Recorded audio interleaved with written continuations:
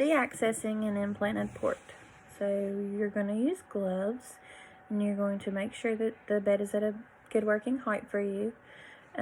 You're going to take a antimicrobial wipe and scrub the end of that end cap that's on the end of the extension tubing from that coring, the non-coring needle in that implant. You're going to attach your normal saline flush, make sure there's blood return, and then push that flush slowly over 1 minute. After you do that, you can unhook your flush. With your non-dominant hand, you are going to hold that little implant steady with your thumb and forefinger, and with your dominant hand, you're going to take the wings of that needle and at a 90-degree angle pull it straight up. And then if there's any oozing or blood coming out, then you can put a small bandage over it, but if there's not, then it doesn't need a dressing. And discard of your needle in the sharps container, throw away all your trash, and put the patient's bed back down to the lowest position and make sure they're comfortable. Administering medications through an IV bolus or push through an IV infusion.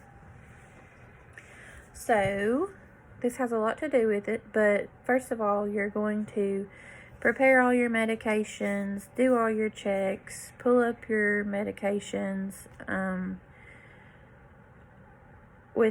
compare the order to the MAR, if anything doesn't seem right, if it doesn't seem like that should be what your patient's receiving, question it, figure out what you need to do.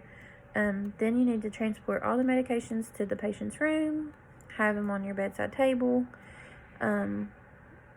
check the medications again, check the patient's armband, make sure that that's who you are supposed to give the medication to, check their name and date of birth, scan their armband, scan the medications, do all your checks, do all that. And then you are going to scrub the end cap with the antimicrobial wipe, take an IV flush, connect it to the end cap. Okay, let me back up.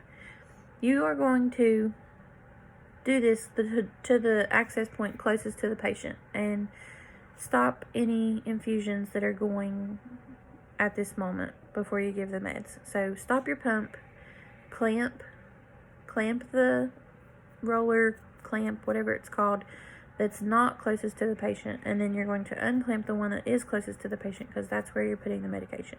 The other one should be clamped. So anyways, put your normal saline flush on there, aspirate, make sure you get blood return, positive blood return, push your flush, take your flush off, attach your medication, whatever it's called, your medication syringe. You're going to look at your watch, make sure that you're pushing this medication how it should be pushed, the time that it should be pushed in, and then after you push that, make sure there's no irritation, monitor your patient, make sure they're not having a reaction while you're giving this medication, make sure there's no burning, itching, swelling, redness, anything like that. Then you're going to unhook your medication. With a different antimicrobial wipe, you're going to scrub that again, and then you're going to hook up a new flush, and then you're going to flush that through again. Then you're going to put a new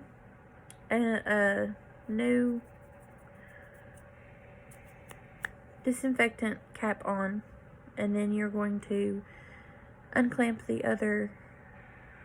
clamp that I told you to clamp earlier, and then you can start your fluids back. Whatever you had running that you turned off, you can start that back and make sure your rate is set to what it's supposed to be. And that's all for that one. Make sure your patient's comfortable, throw away your trash, and then you have to take your medications. If you had to take extra medications to the room, then you need to either dispose of them properly or take them back to the med room. Administering medications by IV bolus or push or through a medication drug infusion lock. So you're going to use clean gloves, and you're going to make sure your bed is at a good working height for you, and you are going to assess the IV site, make sure there's no signs of infection, no signs of infiltration or anything like that.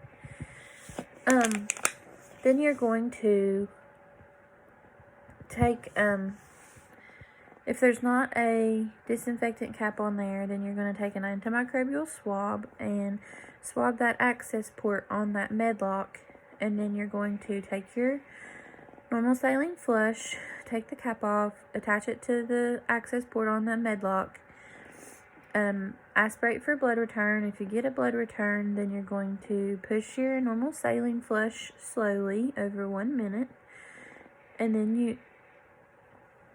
you're going to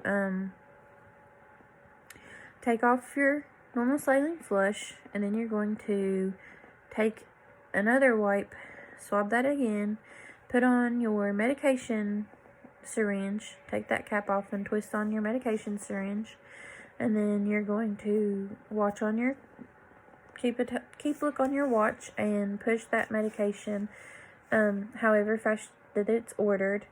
Then you're going to take the medication off, scrub again with a new antimicrobial wipe on that access port, attach a new normal saline flush, and then you're going to push that normal saline flush at the same rate that you did your medication. And then you're going to apply a new disinfectant swab to the access port on the med lock, and then you are going to unclamp the clamp on that med lock. And I think I forgot to tell you to clamp that earlier, but you're going to unclamp it now. And then you're going to dispose of your PPE, dispose of your syringes, take any medications back to the med room. And like I said in the previous video, you're going to get all your medications gathered up, ready to go, do your checks before you do all this. I was just getting to the point of how you do it with the med lock. Thank you, and have a nice night.